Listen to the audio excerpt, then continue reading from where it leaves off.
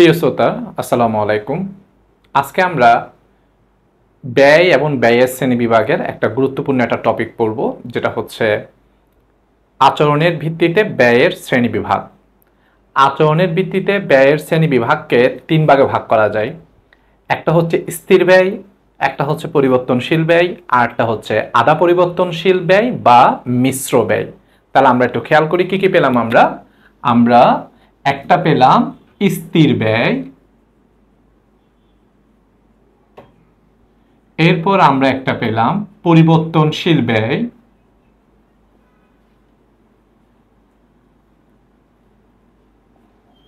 এরপর আমরা একটা পেলাম মিশ্র ব্যয়, যেটাকে আমরা বলি আধা পরিবর্তনশীল ব্যয়।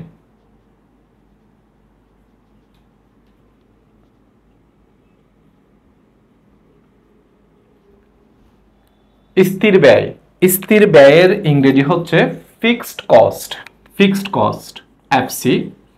পরিবর্তনশীল ব্যয়, পরিবর্তনশীল ব্যয়ের ইংরেজি হচ্ছে ভ্যারিয়েবল কস্ট, আমি এটাকে বলা হবে ভিসি। আর মিশ্র ব্যয় বা আধা পরিবর্তনশীল ব্যয়কে বলা হয় মিশ্র ব্যয়, যেটাকে আমরা মিক্সড কস্ট অথবা সেটাকে আমরা সেমি ভ্যারিয়েবল কস্ট হিসেবে সেটাকে আমরা আখ্যায়িত করব। স্থির ব্যয়, স্থির ব্যয় অনেক সময় এটাকে স্থায়ী ব্যয় হিসেবে চিহ্নিত করা হয়। ফিক্সড কস্ট, স্থির ব্যয় বা ফিক্সড কস্ট হচ্ছে যে ব্যয়টা উৎপাদনের হ্রাস বৃদ্ধির সাথে কোনো পরিবর্তন হবে না, ব্যয়টা সবসময় কনস্ট্যান্ট থাকবে, সবসময় স্থির থাকবে, সেটাকে আমরা বলবো স্থির ব্যয়। যেমন একটা উৎপাদনমুখী প্রতিষ্ঠানে কারখানার ভাড়া যেটা থাকে, সেই কারখানার ভাড়াটা হচ্ছে একটা স্থির ব্যয়। অর্থাৎ আমি আমার যদি সেটা একটা কলম উৎপাদনকারী প্রতিষ্ঠান হয়, তাহলে আমি যত ইউনিট আমি কলম উৎপাদন করি, দেখা যাচ্ছে আমার কারখানা ভাড়াটা কোনো চেঞ্জ হবে না। অর্থাৎ আমি 100টা কলম উৎপাদন করলো যে কারখানা ভাড়া, 1000 কলম উৎপাদন করলো সেম কারখানা ভাড়া, কারখানা ভাড়া কোনো হ্রাস বৃদ্ধি হবে না, এটাকে আমরা বলবো স্থির ব্যয়। আচ্ছা, এরপর যদি একজন ম্যানেজার রাখি, যদি আমার একজন বিক্রয়ের জন্য যদি আমি একজন ম্যানেজার রাখি, তাহলে আমার বিক্রয় উৎপাদন ইউনিট যাই হোক, উৎপাদনের পরিমাণ, উৎপাদন ইউনিট যাই হোক, ম্যানেজারকে আমাকে মান্থলি ফিক্সড একটা টাকা দিয়ে ফেলতে হবে। তাহলে এটা হচ্ছে আমাদের জন্য একটা কোন ধরনের ব্যয়? এটা হচ্ছে আমাদের জন্য একটা স্থির ব্যয়। আর পরিবর্তনশীল ব্যয়টা কি? পরিবর্তনশীল ব্যয়টা হচ্ছে যে ব্যয় উৎপাদনের হ্রাস বৃদ্ধির সাথে পরিবর্তন হয়, উৎপাদনের পরিমাণের হ্রাস বৃদ্ধির সাথে যেটা পরিবর্তন হয় সেটাকে আমরা বলবো পরিবর্তনশীল ব্যয়। যেমন কাঁচামালের ব্যয়, শ্রমিকের মজুরি, এগুলো হচ্ছে আমাদের জন্য পরিবর্তনশীল ব্যয়। যেমন আমি যদি একটা মার্কার উৎপাদন করতে চাই, তাহলে আমার কম কাঁচামাল লাগবে। আর আমি যদি 100টা মার্কার উৎপাদন করতে চাই, আমার বেশি কাঁচামাল লাগবে। 1000 মার্কার উৎপাদন করতে চাইলে আরো বেশি কাঁচামাল লাগবে। দ্যাট মিনস উৎপাদনের হ্রাস বৃদ্ধির সাথে কাঁচামালের ব্যয়টাও কি হচ্ছে? হ্রাস বৃদ্ধি হচ্ছে। এটাকে আমরা বলবো পরিবর্তনশীল ব্যয়। আবার শ্রমিকের মজুরি যদি বলি, আমরা জানি শ্রমিকদেরকে আমরা অনেক সময় কর্মঘণ্টা হিসেবে কাজ করাই, আবার অনেক সময় আমরা ইউনিট প্রতিও কাজ করে, যে এত একক উৎপাদন করে দিলে আমি এত টাকা দিব, অথবা এত ঘন্টা কাজ করলে, এত দিন এত ঘন্টা কাজ করলে আমি তোমাকে এত টাকা দিব। তাহলে আমি যদি বেশি প্রোডাকশন করতে চাই, আমাকে শ্রমিকের মজুরিও বেশি দিতে হবে। কম প্রোডাকশন করতে চাইলে কম শ্রমিকদেরকে মজুরি দিতে হবে, কম মজুরি দিতে হবে শ্রমিকদেরকে। তাহলে এটাকে আমরা বলবো কি? পরিবর্তনশীল বা ভেরিয়েবল কস্ট। আর আধা পরিবর্তনশীল বা মিশ্র ব্যয়টা কিরকম? আধা পরিবর্তনশীল ব্যয় বা মিশ্র ব্যয় হচ্ছে কিছুটা স্থির, কিছুটা পরিবর্তনশীল, এই দুইটা মিলে বলা হয় সেটাকে আধা পরিবর্তনশীল ব্যয় বা মিশ্র ব্যয়। যেমন আমরা যে ইলেকট্রিসিটির যে বিলটা পে করি, সেটা হচ্ছে একটা মিশ্র ব্যয় বা আধা পরিবর্তনশীল ব্যয়। আমরা যদি ইলেকট্রিসিটি বিলগুলো যদি আমরা খেয়াল করি, এখানে সাধারণত যে খরচগুলো থাকে, যেমন এখানে একটা খরচ থাকে লাইন চার্জ বা ডিমান্ড চার্জ, মিটার চার্জ, এই টাইপের কিছু খরচ থাকে। Demand charge, line charge, metre charge, এগুলো সবসময় ফিক্স থাকে। যে কোনো একটা মিটারের মধ্যে এগুলো সবসময় ফিক্স থাকবে। হতে পারে যে একটার লাইন চার্জ, এটা আমি একটা সার্ভিস নিচ্ছি সরকার থেকে, গভর্নমেন্ট থেকে আমি যেটা সার্ভিস নিচ্ছি, এই জন্য আমাকে হয়তো একটা লাইন চার্জ 1000 টাকা দিয়ে ফেলতে হবে প্রত্যেক মাসে। তার মানে প্রত্যেক মাসে আমাকে লাইন চার্জ বা ডিমান্ড চার্জ বাবদ যে 1000 টাকা দিয়ে ফেলতে হচ্ছে, সেই 1000 টাকাটা কখনো হ্রাস বৃদ্ধি হবে না। এটা সবসময় কি থাকবে? এটা সবসময় স্থির থাকবে 1000 1000 1000, প্রত্যেক মাসে 1000 1000, এই 1000 টাকাটা সবসময় স্থির থাকবে।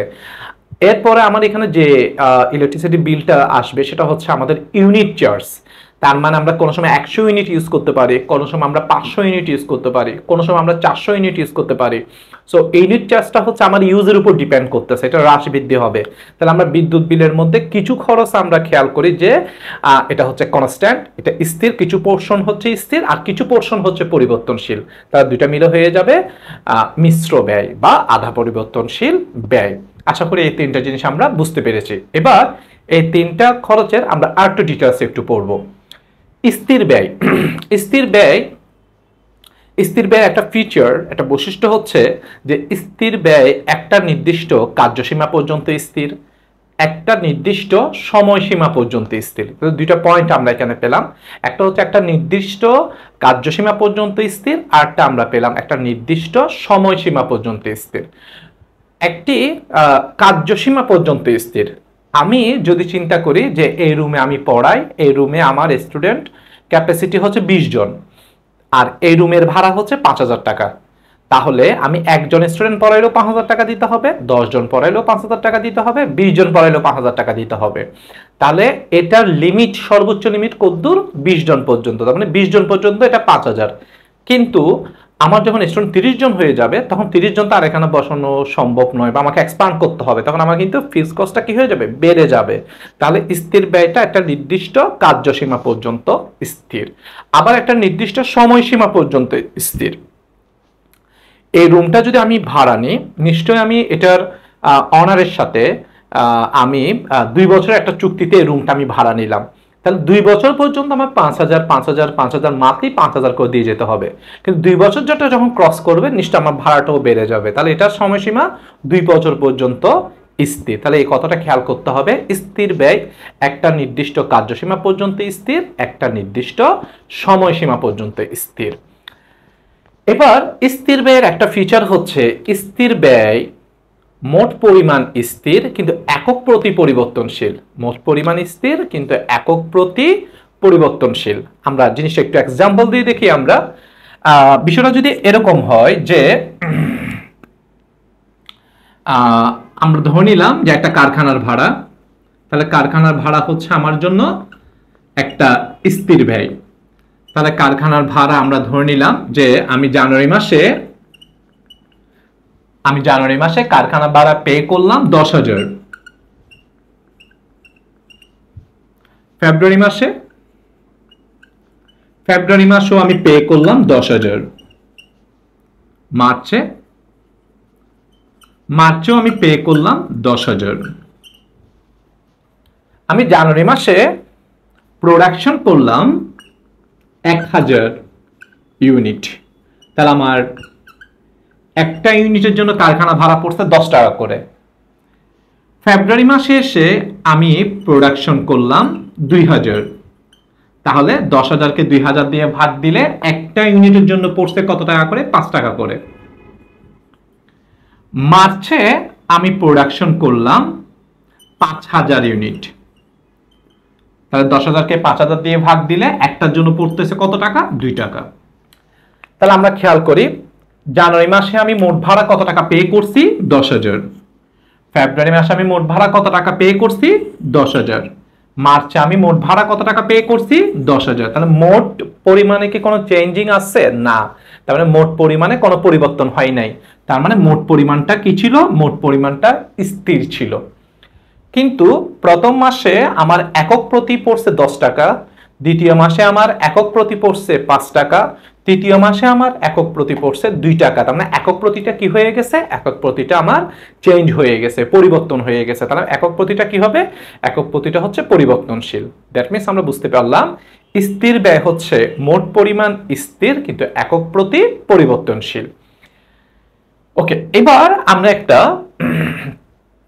পরিবর্তনশীল ব্যয়টা দিয়ে বুঝবো। পরিবর্তনশীল ব্যয় হচ্ছে মোট পরিমাণ পরিবর্তনশীল কিন্তু একক প্রতি স্থির। মোট পরিমাণ পরিবর্তনশীল কিন্তু একক প্রতি স্থির। আমরা দুটো জিনিস দেখি, সেটা হচ্ছে আমরা শ্রমিকের মজুরি দিয়ে দেখি, যে আমরা যে শ্রমিকদেরকে যে মজুরিটা প্রদান করি সে শ্রমিকের মজুরি দিয়ে দেখি। তাহলে শ্রমিকের মজুরি হচ্ছে আমাদের জন্য কোন ধরনের ব্যয়? Variable cost. এটা হচ্ছে আমাদের জন্য ভিসি, ভেরিয়েবল কস্ট। তো আমি চিন্তা করলাম যে জানুয়ারি মাসে আমি 1000 প্রোডাক্ট উৎপাদন করছি। 1000 প্রোডাক্ট, একটা আমি 2 টাকা করে দিছি শ্রমিকদেরকে, একটা প্রোডাক্ট উৎপাদন করার জন্য 2 টাকা দিলাম। তাহলে আমাকে জানুয়ারি মাসে কত টাকা পে করতে হয়েছে? 2000 টাকা পে করতে হয়েছে টোটাল। ফেব্রুয়ারি মাসে আমি 2000 প্রোডাক্ট উৎপাদন করলাম, তাও সেম 2 টাকা করে দিলাম, তাহলে কত টাকা হবে? 4000। মার্চে 5000 প্রোডাক্ট উৎপাদন করলাম, 2 টাকা করে দিলাম, তাহলে কত টাকা দিলাম আমরা? 10000। তাহলে আমরা একটা জিনিস খেয়াল করি, জানুয়ারি মাসে আমরা শ্রমিকদের মজুরি কত দিলাম? মোট 2000। ফেব্রুয়ারি মাসে আমরা শ্রমিকদের মজুরি কত দিলাম? 4000। মার্চে আমি শ্রমিকের মজুরি কত দিলাম? 10000। তাহলে মোটটা কি হয়ে গেছে? মোটটা পরিবর্তন হয়ে গেছে। আর জানুয়ারি মাসে আমি একটার জন্য কত টাকা দিলাম শ্রমিকদেরকে? 2 টাকা। ফেব্রুয়ারি মাসে আমি একটার জন্য কত টাকা দিলাম? 2 টাকা। মার্চে আমি একটার জন্য কত টাকা দিলাম? 2 টাকা। তার মানে একক প্রতিটা কি ছিল? একক প্রতিটা স্থির ছিল। তাহলে আমরা কি বুঝতে পারলাম? পরিবর্তনশীল ব্যয় হচ্ছে মোট পরিমাণ পরিবর্তনশীল কিন্তু একক প্রতি স্থির। তাহলে এবার আমরা কনক্লুডেড করি বিষয়টা। স্থির ব্যয় মোট পরিমাণ স্থির কিন্তু একক প্রতি পরিবর্তনশীল। পরিবর্তনশীল ব্যয় মোট পরিমাণ পরিবর্তনশীল কিন্তু একক প্রতি স্থির। আর মনে রাখার জন্য কিভাবে মনে রাখবো? স্থির মানে মোট পরিমাণ স্থির, পরিবর্তনশীল মানে মোট পরিমাণ পরিবর্তনশীল, একক প্রতি উল্টো, একক প্রতি বিপরীত। তার মানে স্থির ব্যয় মোট পরিমাণ স্থির কিন্তু একক প্রতি পরিবর্তনশীল, আর পরিবর্তনশীল ব্যয় মোট পরিমাণ পরিবর্তনশীল কিন্তু একক প্রতি স্থির। এবং এটা খুব গুরুত্বপূর্ণ একটা পয়েন্ট, যেখান থেকে আমাদের ভার্সিটি অ্যাডমিশন টেস্টও প্রশ্ন করে এবং আমাদের এইচএসসি পরীক্ষাও এখান থেকে, আমাদের এমসিকিউতে এখান থেকে প্রশ্ন হয়। আশা করি কনসেপ্টটা আমরা ভালোভাবে বুঝতে পেরেছি। ধন্যবাদ সবাইকে। আল্লাহ হাফেজ। আসসালামু আলাইকুম।